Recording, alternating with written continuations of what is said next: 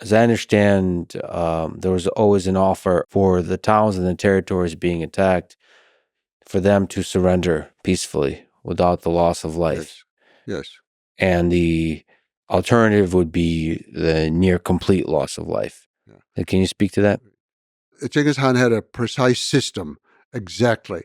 He sent in envoys first to explain to the people a little bit about the Mongols. Already much was known, but to explain to them that if they surrendered, all the lives would be spared and they could continue in their professions. It's just that now the rulers would be the Mongols. They would have to pay the taxes, and usually it would be the same taxes they'd paid before, but now they would go to the Mongols. That was kind of the general system.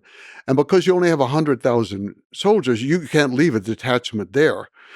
So you're going to leave the local people in charge to run their country or their city and their area the way they have done in the past. He was absolutely faithful to that.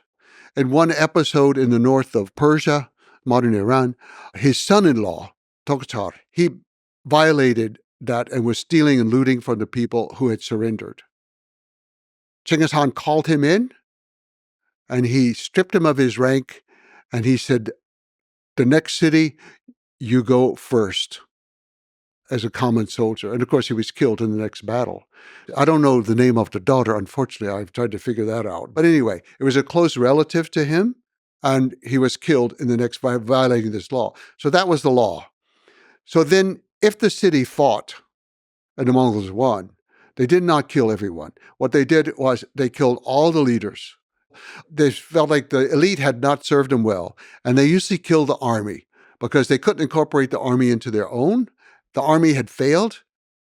But the one thing that they valued were all the artisans, everybody who had a skill. And that skill could be making a pot, it could be hammering out a metal plate, it can be weaving carpets, it can be translating or just reading and writing. Every person with a skill was spared. So the killing of the people who were defeated wasn't so severe. What was truly severe was if you surrendered, and many of them did, and then they knew they would not be harmed, so they're not harmed. The Mongols go on. The Mongols are hundreds of miles away. And all, so forget about the Mongols. Genghis Khan said word that we're supposed to send so many cows or sheep to help. Forget about the Mongols. They're far away. It's a remove. No, he stopped. He returned. He conquered the city, and he killed everyone. That's the way it worked. So the most drastic slaughter happens when there's an agreement and then betrayal. Yes. And as it turned out, I would say it was more the Middle East, or what we call around Iran and Afghanistan, where these were the worst cases. And I would say only in Afghanistan did sometimes the emotion of the slaughter take over in an unfortunate way. But he had a grandson whom he loved very much. And that grandson traveled with him, and he had the happy childhood that Temujin had not had. And I think Genghis Khan just loved that about him. But in Afghanistan, he was sent off to conquer the valley of Bamiyan, where the great Buddhas are, actually. He was sent to Bamiyan, and as it says in the Persian history, the thumb of fate fired the arrow that shot him down. He was killed.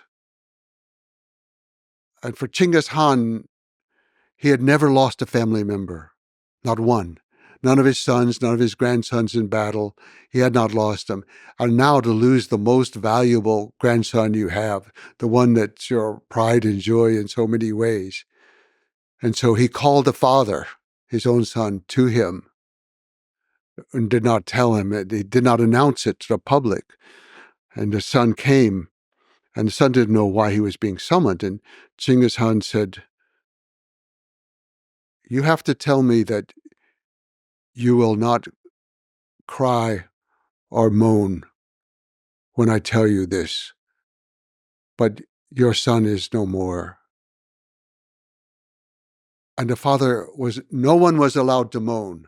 No one was allowed to cry. No one was allowed to do anything. He said, make them cry.